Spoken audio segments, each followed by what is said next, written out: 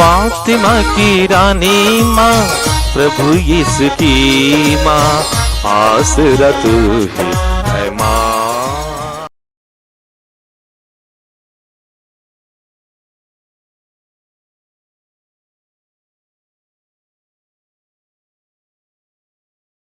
पहला पाठ कुरिन्थियों के नाम संत पौलुस का दूसरा पत्र, अध्याय 9, पद संख्याएं 6 से 11 तक। जो कम बोता है वह कम लूनता है, और जो अधिक बोता है वह अधिक लूनता है। हर एक ने अपने मन में जितना निश्चित किया है उतना ही दे दे।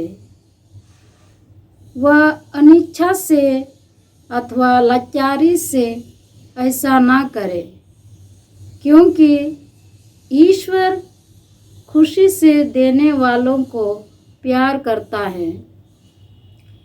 ईश्वर आप लोगों को प्रचुर मात्रा में हर प्रकार का वरदान देने में समर्थ है, जिससे आपको कभी किसी तरह की कोई कमी नहीं हो, बल्कि हर भले कार्य के लिए चांदा देने के लिए भी बहुत कुछ बच जाए।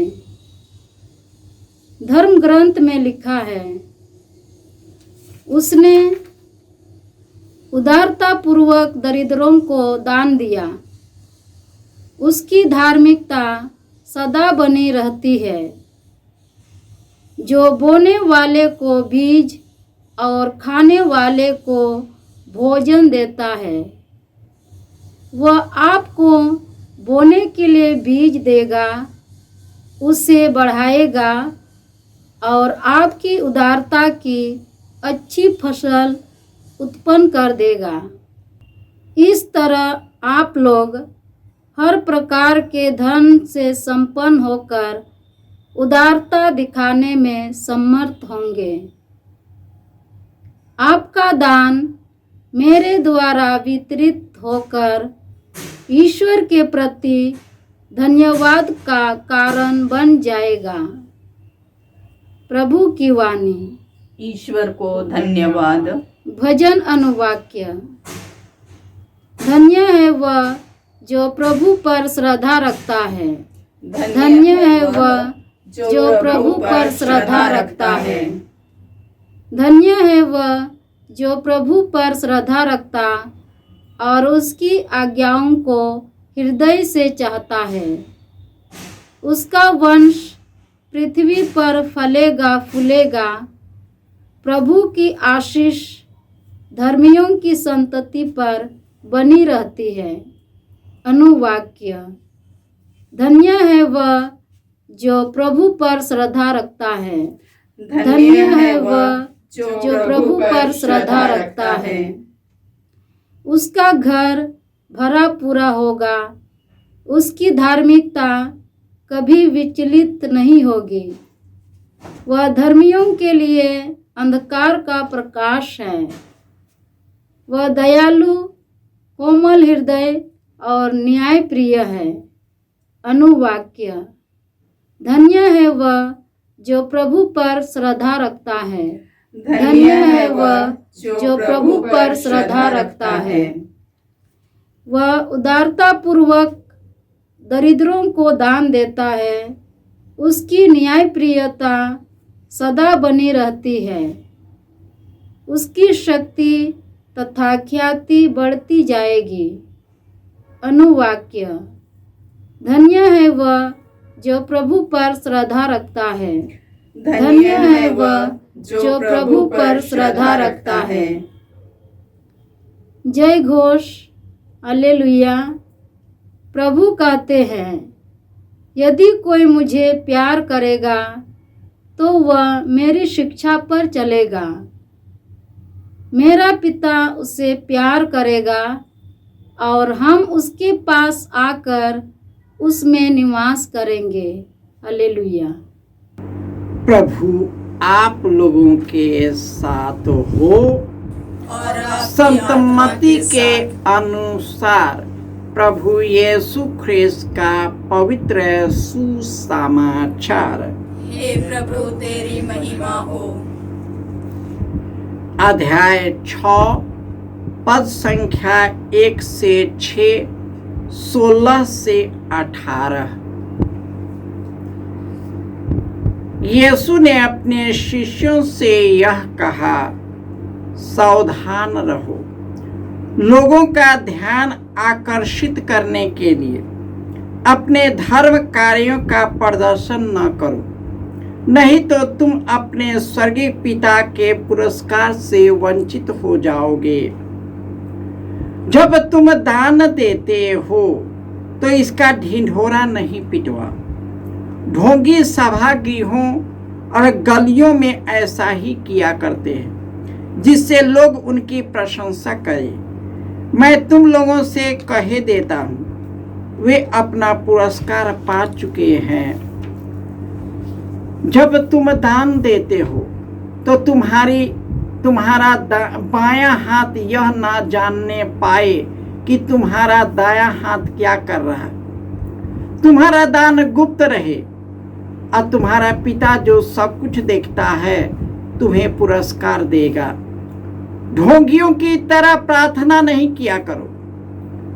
वे सभागृहों में और चौकों पर खड़ा होकर प्रार्थना करना पसंद करते हैं, जिससे लोग उन्हें देख सके। मैं तुम लोगों से कहे देता हूँ, वे अपना पुरस्कार पा चुके हैं। जब तुम प्रार्थना करते हो तो अपने कमरे में जाकर द्वार बंद कर लो और एकांत में अपने पिता से प्रार्थना करो। तुम्हारा पिता जो एकांत को भी देखता है वह तुम्हें पुरस्कार देगा। ढोंगियों की तरह मुंह उदास बनाकर उपवास नहीं करो। वे अपना मुंह मलिन कर लेते हैं, जिससे लोग यह देखकर कि वे उपवास करें। जब मैं तुम लोगों से कहे देता हूँ, वे अपना पुरस्कार पा चुके हैं। जब तुम उपवास करते हो तो अपने सिर में तेल लगाओ और अपना मुंह धो लो, जिससे लोगों को नहीं, केवल तुम्हारे पिता को जो अदृश्य है यह पता चले कि तुम उपवास कर रहे हो। तुम्हारा पिता जो अदृश्य को भी देखता है तुम्हें पुरस्कार देगा। यह प्रभु का सुसमाचार है।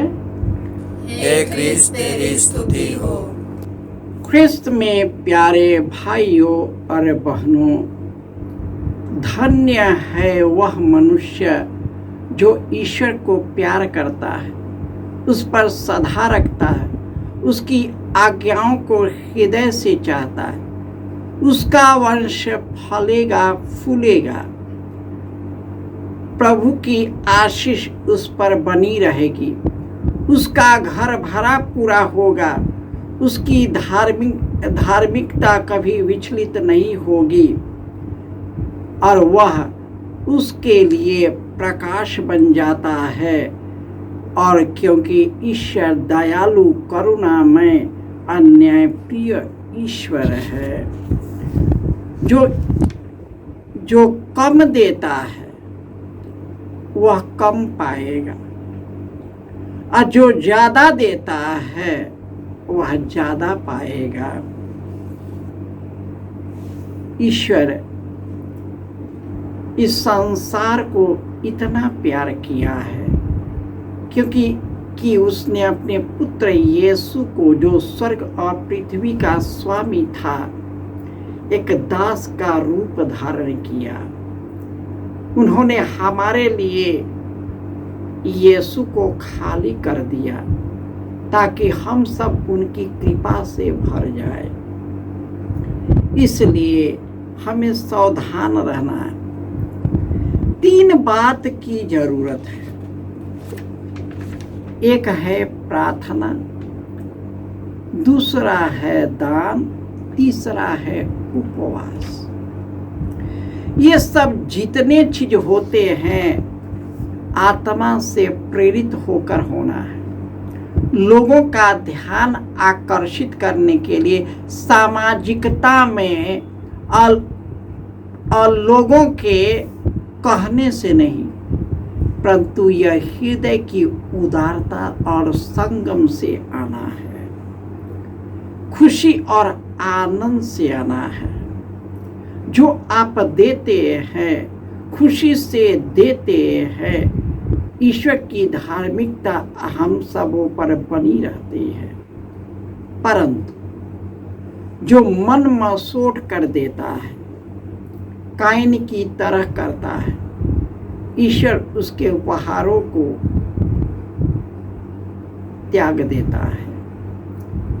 ईश्वर हमारे हृदय की उदारता को देखता है, न कि दुनिया की वस्तु को देखता है। प्रार्थना लोगों को दिखाने के लिए नहीं, हमारा हृदय ईश्वर से एक होना है और उनकी कृपा में बढ़ते जाना है। हमें त्याग, तपस्या, उपवास, मुंह सुखाकर, दुखित करके नहीं करना है। हमको जो भी करना है प्रसन्न और खुशी और आत्मा के उद्गार से करना है, ताकि हम भले बन सके, एक दूसरे की भलाई निस्वार्थ द्वारा कर सके। जिस प्रकार ईश्वर सब कुछ निस्वार्थ से करता है, हमें निस्वार्थ से बनाया है, हम भी निस्वार्थ से करते रहे।